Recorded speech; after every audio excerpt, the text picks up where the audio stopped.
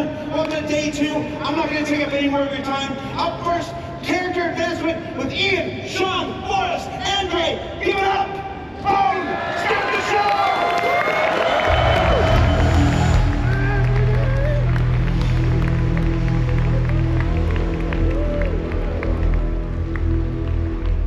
Good morning.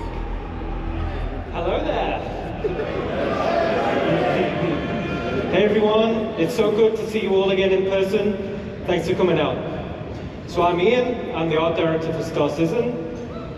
We're going to kick off the first ever day 2 of CitizenCon by talking about some of the awesome work done by the character team. Alright. So first let's talk about life in a frontier system like Pyro and how this influences the character designs. So we wanted to create something unique compared to what we've seen in Stanton already. We wanted to give a wider visual palette and a feeling of historical age between the different solar systems. So this chart describes the fashion pillars for humanity. We can see where all suits, armors, and fashion items should belong. In terms of material use, manufacturing technology, and novelty. So you can see Earth fashion on the left, Terra fashion on the right, and frontier fashion right in the middle with a little bit of overlap of Earth. So essentially, frontier fashion is function over form.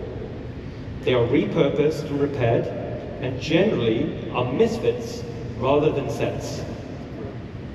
Outfits are purposeful by having storage solutions. This implies survivability along the frontier. Okay, let's take a look at some of these assets in the game.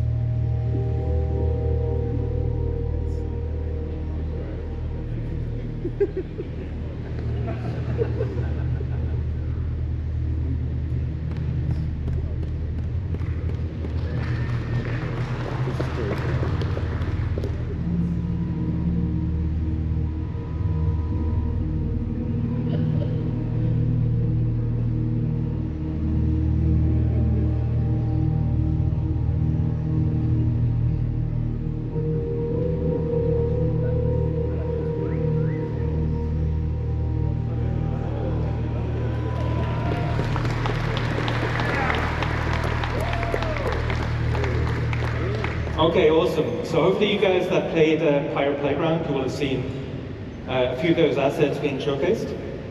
So as we saw from the video, pouches and storage are a key part of the frontier aesthetic. This drives the feeling of survivability. But from here, we thought it'd be really cool to give the functionality, but also some customization options. So let's take a look at a video we just developed internally. And this is for modular storage items on the player.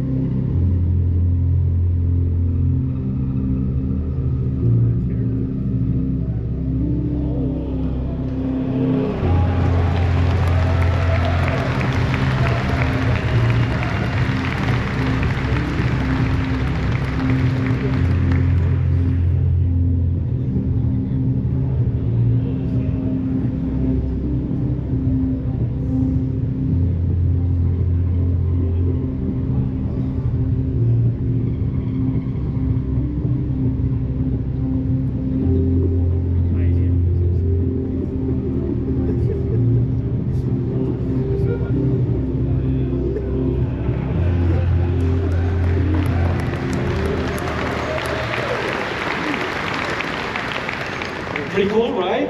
So I think this will provide loads of customization options in the future. We're super happy about that. So we also created some extreme weather costumes for frontier locations, and these also follow the same mismatched and repurposed design aesthetics. Now we've also been focusing on achieving a higher visual benchmark. So this is all driven by our new Layer Blend V2 shader and its texture library. And we focused on more consistent wearing between 0 and 100% values. So to showcase this, let's look at a quick example asset.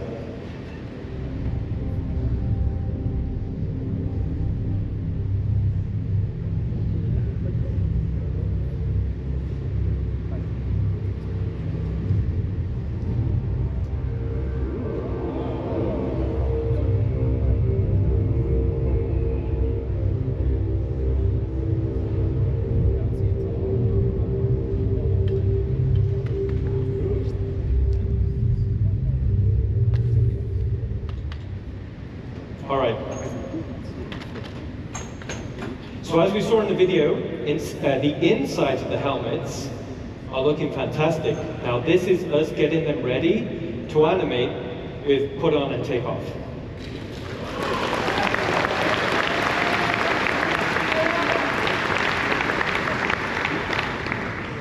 So in summary, Frontier Fashion is expanding the visual design palette for humans, giving a more credible feeling of age and history when you travel across multiple solar systems.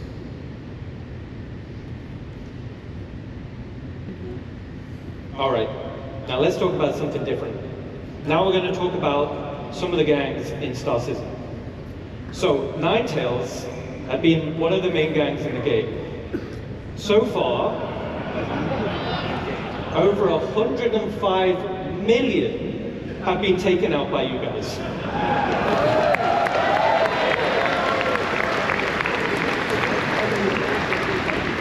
So you guys have been busy, great job, all right. So it was like, all right, now we're going to need to introduce a few more factions to the game, okay? So the first faction we're going to talk about is Rough and Ready. So the aesthetic of the gang was to be subtle. They're understated in terms of clothing, and they almost blend into their environment. On closer inspection, you'll notice their tattoos. These signify rank and progression within the gang. Let's take a look at a quick video.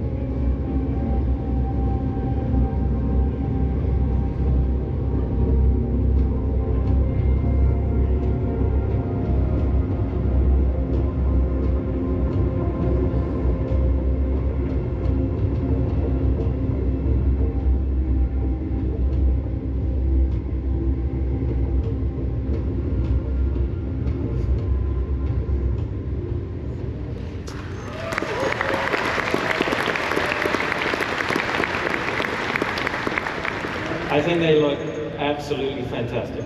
Okay. So the Rough and Ready can be found in some of the space stations around Pyro. Now the tattoos, like I said, the tattoos form a progressive design. This illustrates the hierarchy within the gang. As a player, you'll be able to earn these tattoos and apply them to your character.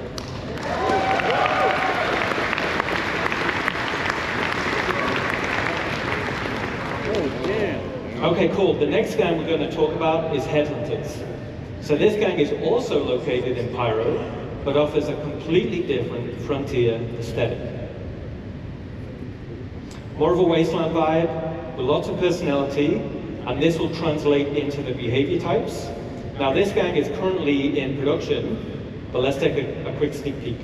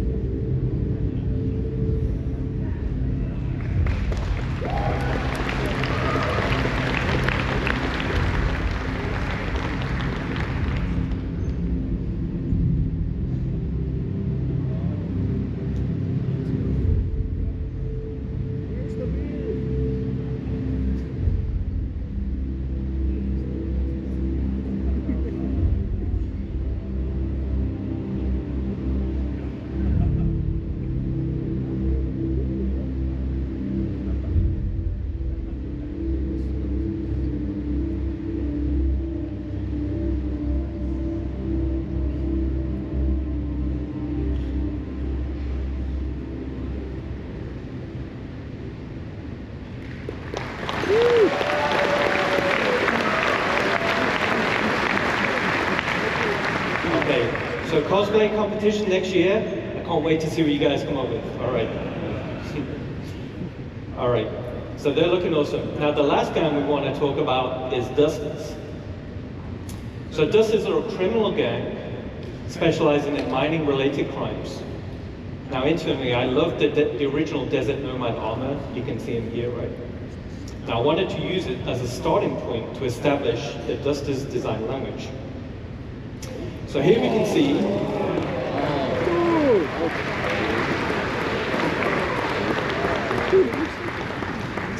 see the Dusters gang lineup, showing armor leveling and rarity. So as a player, you'll have horizontal armor progression. This will define your role and playstyle. Then you'll have vertical progression. This is your progression within that role and playstyle. For example, a common bounty hunter armor set will be weaker than a legendary, and as armor progresses in strength, it's harder to acquire. So harder missions, rarer drops, higher reputation. Now as we're talking a little bit about armor sets, let's recap a little. So the goal is that players should consider which armor to equip based on the role they wish to fill and the scenario they're heading into. There will be also greater differences between the current armor types. So light, medium, and heavy, and this will be in protection and mobility. New armor categories will be combat, specialist, utility, and support.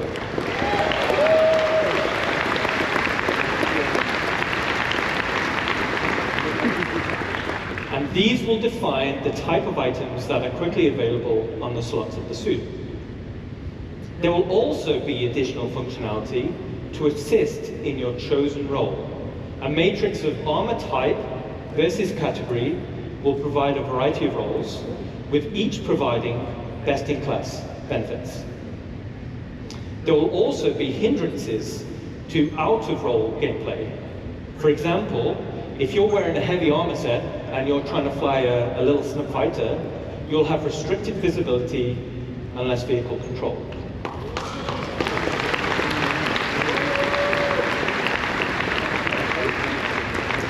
So in this scenario, like a flight suit armor type with resistance to milder G-forces would be preferred. Okay. So as we saw in Ali's presentation yesterday, hygiene simulates and tracks the accumulated effects of a character going unwashed for any length of time. Poor hygiene can lead to disease, lowered health, and snarky comments. Hygiene decays faster if a character becomes dirty or wears dirty clothing or armor, and visual effects are going to be displayed on the character's skin, such as blood, sweat, and dirt. Certain usables, such as a shower, will reset the character's hygiene and clean away all of those dirt effects. So let's keep clean.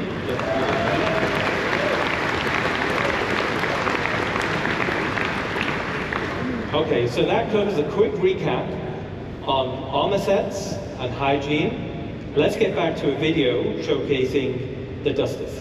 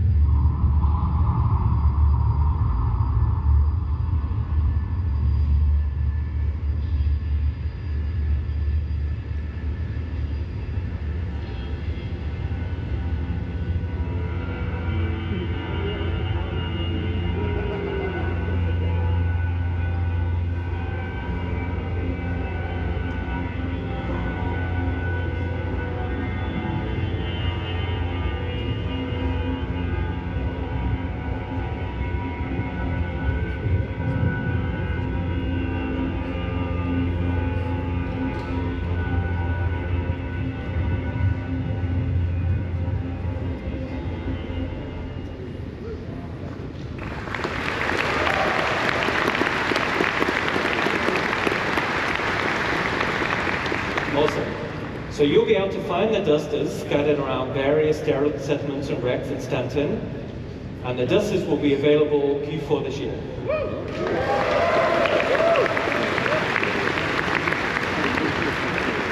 And with that, I'll hand you over to Sean Tracy. You guys have been awesome. Enjoy the rest of the show.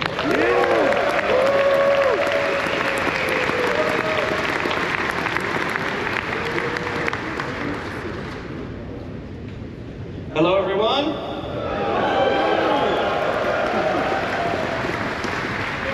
All right, so I'm Sean Tracy. I'm the Senior Director of Tools and Tech Content here at Cloud Imperium Games in Los Angeles. So today I want to talk about Starcloth. And Starcloth was initially unveiled at a previous CitizenCon kind of in an early stage. So it's now rolled into full production, and it's used in both Squadron 42 and Star Citizen. So it's going to be seen on more and more assets, like some of the great art that you just saw. So what's really cool about it is that it's unified with the physical world, whereas before it wasn't unified and was based completely on character movement. Now, it's faster than the previous cloth setups, and in the end it just looks a whole lot better. So today I'm going to cover some of the tech, the pipeline, and we'll see some results. So let's get and see it in action.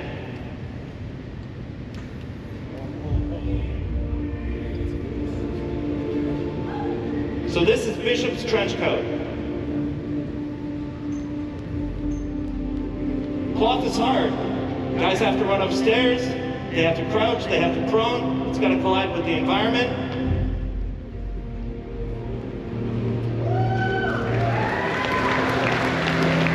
And even more difficult, it needs to hold up in high-end cinematics.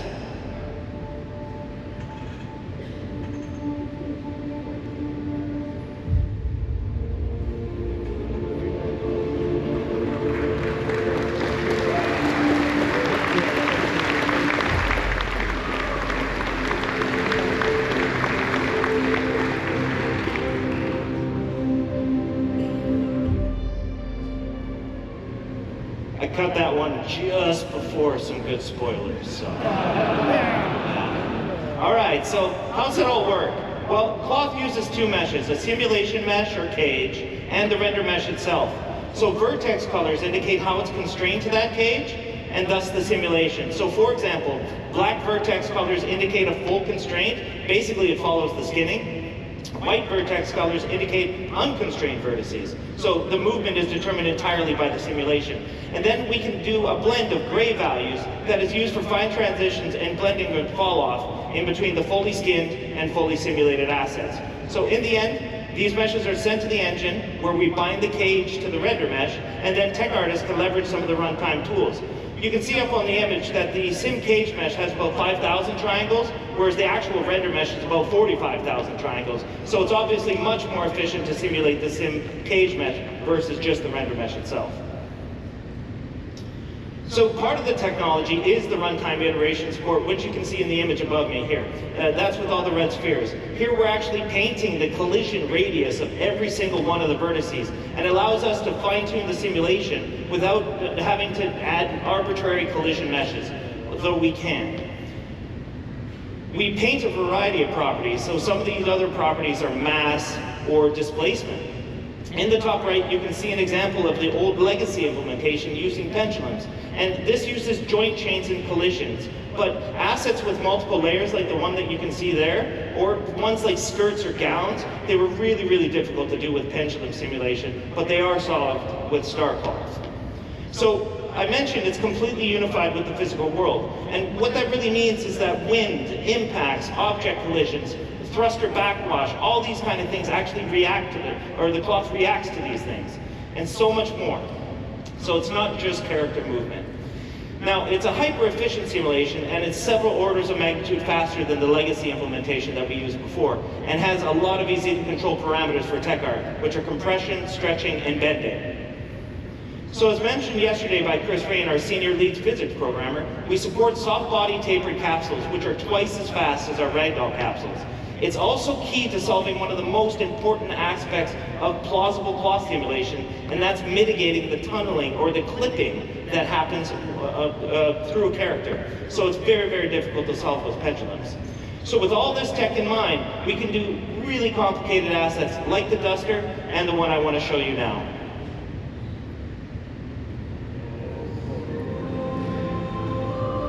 So here you're seeing about 5 different layers of cloth going on and self-colliding between each other.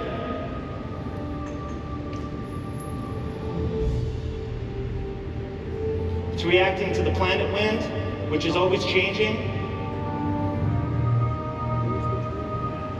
On the front, there's a big leather apron. So this one's actually a lot heavier, and it moves a lot differently than the cloth on the back.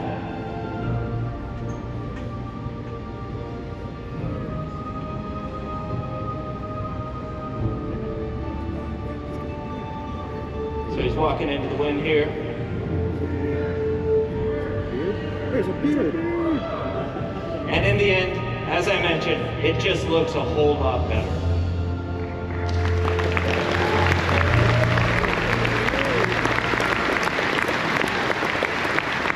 So with that, I want to hand you off to my friend, Andre Pierce, who's going to talk about hair.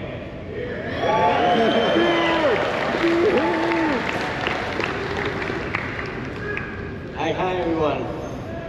So, nice to be here in LA with all you guys. So I want to start with a question, okay? How many of you are actually excited that we're getting new hair into the verse?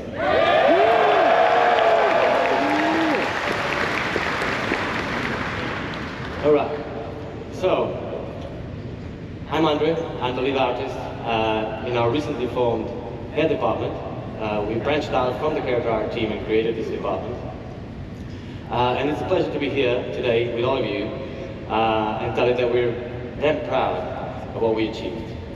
It's been a long road, but definitely worth it, okay? Now, we're going to start by just looking at the most impactful changes that we have in our workflow, okay? A bit of a technicality part. Then you're going to get to look at the benchmark assets we have created, okay? And from there, we're going to take a glimpse into the future of what hair could be with a more diverse hairstyle, where we're trying to run away a little bit from the military look that was driven mostly by what Squadron 42 was, so because we did a lot of work for that as well. And yeah, from there, as a last note, I'll have a special announcement for you guys. Okay, don't want to spoil it, but you stick around, you're gonna love what we have. Okay, so first thing I want to touch now, very simply. Okay, hair for games is hard. It's really hard. Oh, by the way, did I tell you these are actually game-ready assets in the persistent universe?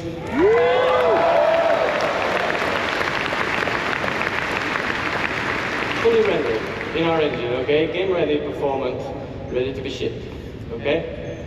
So, hair is really hard, like I was saying. It is a AAA challenge, basically.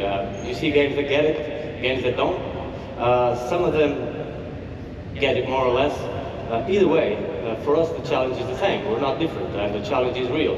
We discover Star Citizen, like day-night cycles, all these light shafts, all this MMO, people running around with the hairs, a lot of motion, a lot of fast-paced movement. Yeah, it is hard. But the best thing is, we have arrived, okay? It is, yeah, it is, and it doesn't end here, okay? It does not end here, okay? It's the nature of CIG. We just keep pushing the boundaries, but like I said, we're really proud of what we're showing you here today. So let's dive in what we made all this possible, okay? On a high note, on a high level, basically, a successful hair requires 3 fundamental elements, okay? There's the texture, there's the placement, and there's also the shader. If one of these elements fails, all of them do. Okay, so it's basically, you can have a great texture, great placement. If your shader is wrong, no go, really. And the same if the texture fails or if the placement fails. So really vital, really important that everything works together. But the good thing is, by breaking down the hair into these 3 parts, it also allows us to actually go deep into each of them and push the quality up. Or like Chris Roberts would say, bring the high fidelity, right? So, on the texture end, there was a lot of changes. What you see on the top there, the common approach of a AAA game would be to have true black, true white on a transparency map, a bit of taper on the tips and roots, and call it a day. That's what happens in 99% of the games. Now at CIG, we went a bit further than that. We tested all the thicknesses that were actually reasonable to test, of course, and we came to a realization. The hair doesn't need to be thin enough. It just needs to look thin. We do need it to be thicker enough, thicker than real life hair, because if you take one of your hairs, you see it's really thin, right? So it does need to be renderable. That means if it's really thin, it will be sub-pixel rendered at some point. With the motion and all that, we will get a lot of artifacts. And so that would be a no-go. We do need it to be thicker than in real life. But can we make it look thin? That was the question. So we came to the realization that from hair, or from scalp to hair, and from hair to the background, so these 2 points, the transition points, are the most important ones for the hair. So we aggressively tapered the tips, which is what you see over there, and added a gradient to it. So no longer true black and true white. Now, this is a lot of technicality. You will see practical examples of this, but that allowed us to have smooth transitions and basically achieve the result we expected. On the placement side, we came up with hair libraries, basically. Now, I could be here all day talking about hair libraries, okay? Because I'm a very technical person, and if you see me around the venue, feel free, I'm Andre, you can just come and talk to me about this. I'm not going to bother you all that for 1 hour about this, but I'm going to give you a very quick example that you all can relate. So, imagine in real life, you have a construction business and you could make 1 wall, 1 roof, one floor and 1 window. You make it all work together, and from there, you're not only building your house, you're actually building the whole town, and then the whole state, and then eventually the whole universe, right? That's what hair libraries are. Obviously the result, if you could do that, it would be much cheaper, much faster, and above all, you wouldn't have a fruit salad of assets, which was what we had in the hair not too long ago. And by fruit salad, I mean several artists working through the years, each one of them applying their own workflow. Everybody's at different levels of quality, of course, different minds, different ways of seeing the same problem. So, at the end of the day, fruit salad, right? And we wanted uniform quality. So for that, hair libraries are a great solution. We also decreased the time of production of hairs. So, it was taking us 20 to 40 days to create one hairstyle per artist, okay? Right now, it's going from like 3 to 5, 7 days per hairstyle, which is great news, okay? So yeah, that was a major achievement.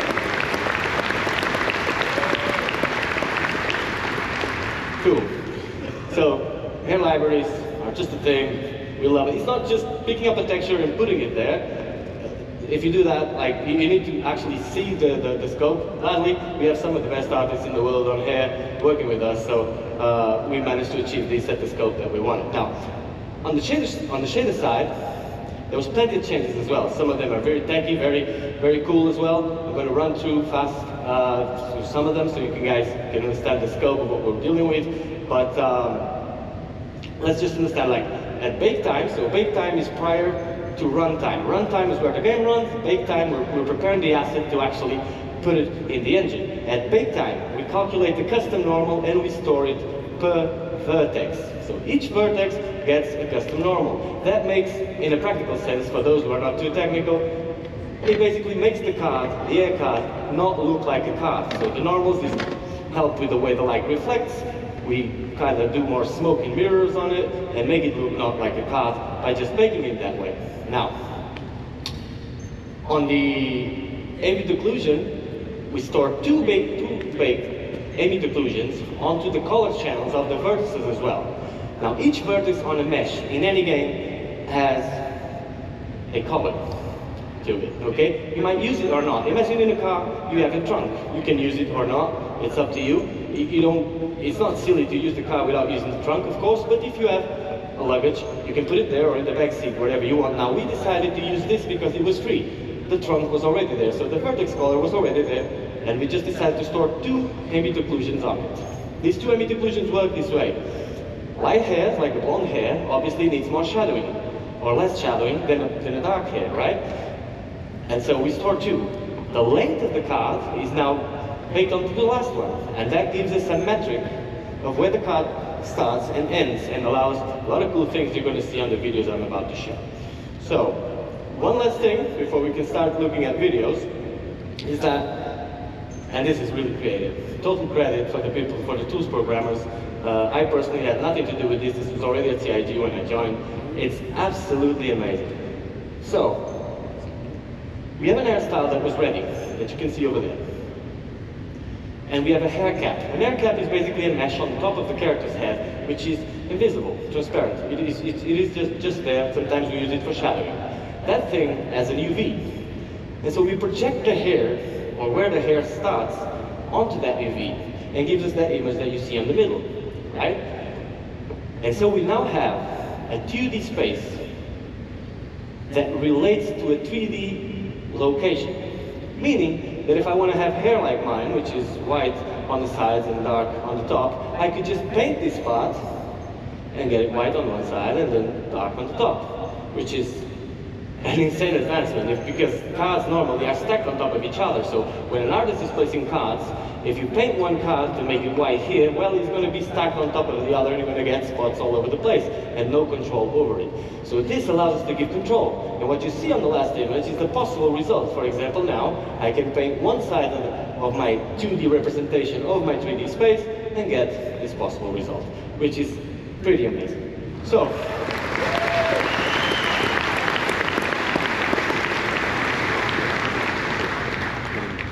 next video, we're going to take a look at our tools, okay? This is not the way it's going to be exposed to you guys in the character customizer. You will know more about that later, okay? This is the tools we use we are able to actually create the hairstyles. So let's take a look at this video.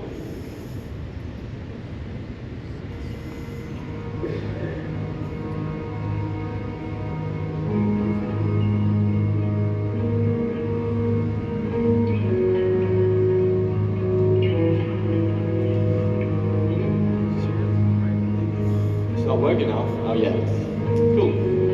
We have the full range, so you can go for full white. These are melanin ranges, so realistic ranges. Fully white up to black.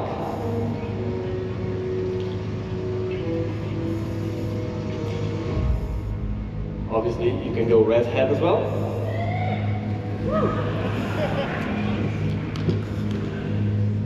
Get out of the way. We also have the dye feature where you can see all the things we talked about implemented. You can go a bit more wild on this.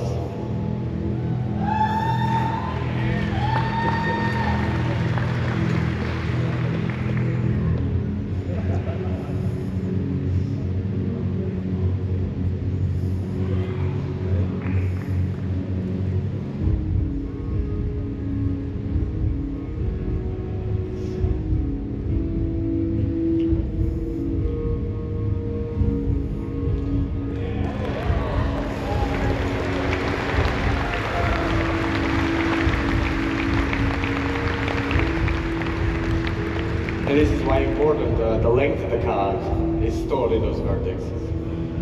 And obviously you can fade it as well as much as you do. So all the possible combinations between the realistic melanin ranges and the dye layer, okay? This is how the occlusion is working, so you can see these shadowings, creating more negative spaces, more structure to the head. And if you look at the temporal line here, you can see how this pixel depth set helps us with the transitions as well. Cool.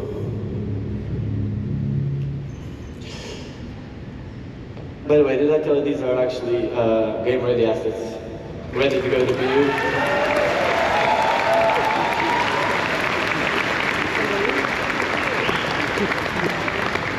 So now that we understand a bit better how the hair is working, that's why the boring part that I told you just before, you can examine these images with a bit more of an informed opinion. That is basically the example. Now, that's all very exciting, but we want to show you hairstyles that are actually in Star Engine and working. So that's the video we're going to take a look at next, okay?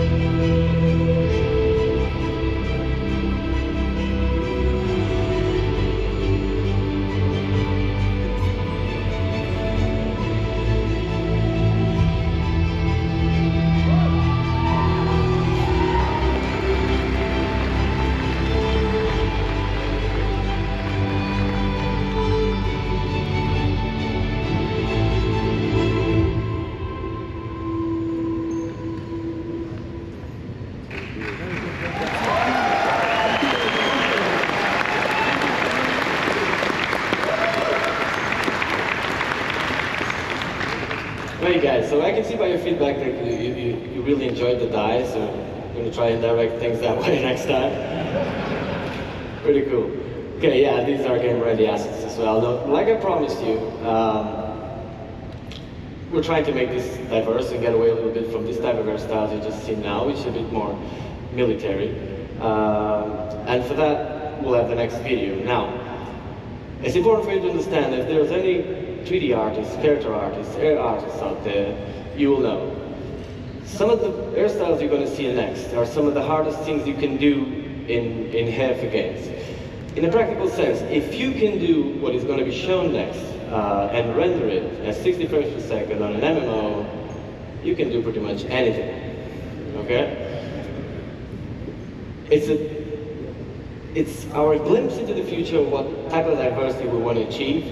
We're not only going for this style, but just showing you that if this style is one of the directions, then the full range will come. I hope you enjoy.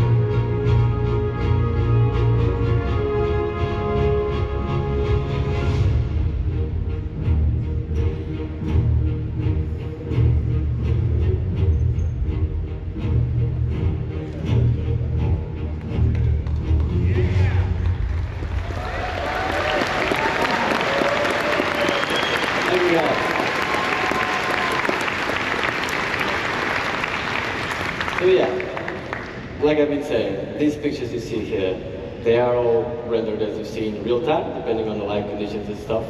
But there is no tricks here. This is actually how it looks. And that's why we're really proud. Like I said, it doesn't end up here, okay? We're pushing this forward. This is just to replace the stuff that was there. I'm pretty sure you guys were tired. Nobody at CIG was happy with what we had. I can assure you that. Yeah. Especially as an artist, right? So, but we finally arrived. Now, we see all this. What does this mean in a practical sense for you guys? It's the question you may have. Well, let me tell you really fast.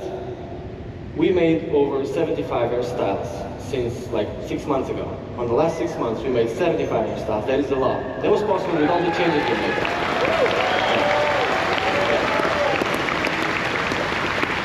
That is a great achievement. Now, we cannot hand them all to you right now. It's very simple. It's very simple. It doesn't end up here at the artist end, okay? After this, there's a tech art pass where they need to skin it, they need to make it work with hats, with goggles, with everything that needs to work, right? So it just takes, it's a process that takes time, but we wanted to have a certain amount, a quantity that would be enough to replace all the stuff that is there, give you enough variety for you to start, and that's what we're going to see next.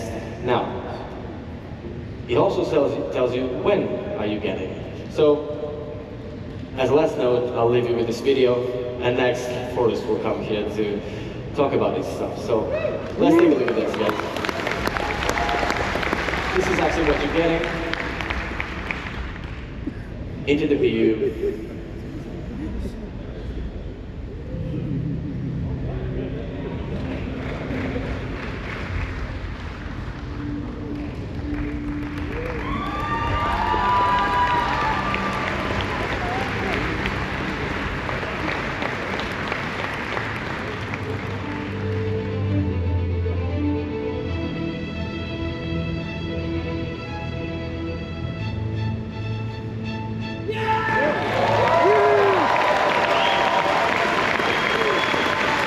before the event, you're all gonna get to enjoy the hairstyles.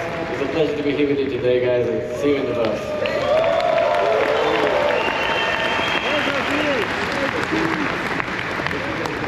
Applause for Andre and getting new hairs into the game. I can't wait to put new hair on my character, I'll tell you that.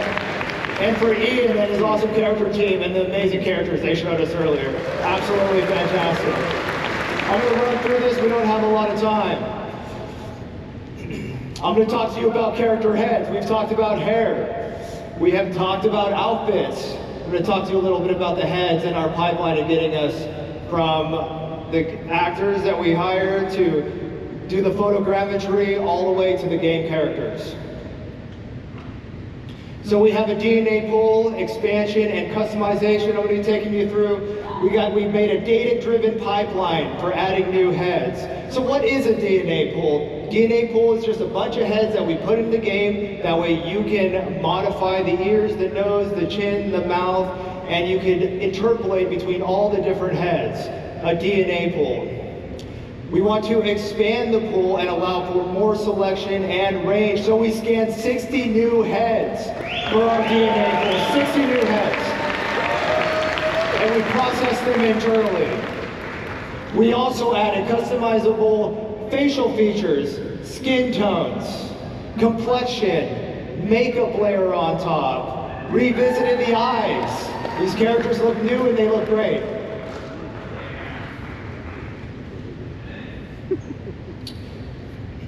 All right, so our current pool, there's the 18 heads right there, but that wasn't enough. We need more. That is our new pool.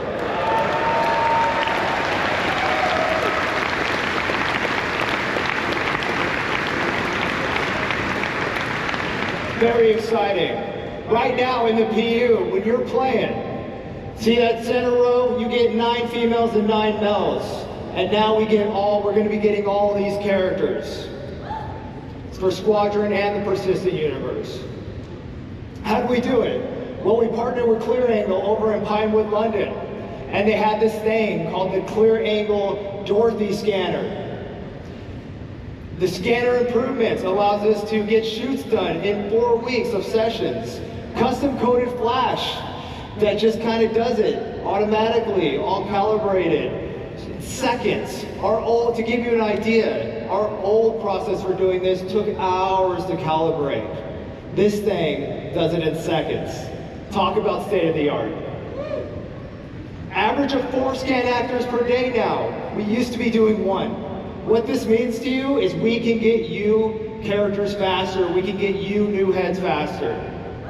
Polarized image data resulted in improved spec, blah, blah, blah. Those are awesome texture maps that we can put on the head. That way we can render them, make them look really good. Photogrammetry captured in raw images at 8K texture map resolutions. Hyper accurate scan results. Now, close your eyes if you're a little sensitive to light.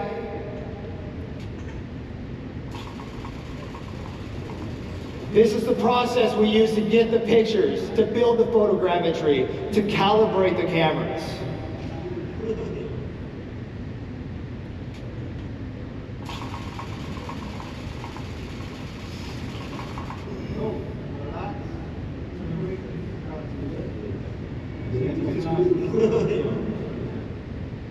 All right. So,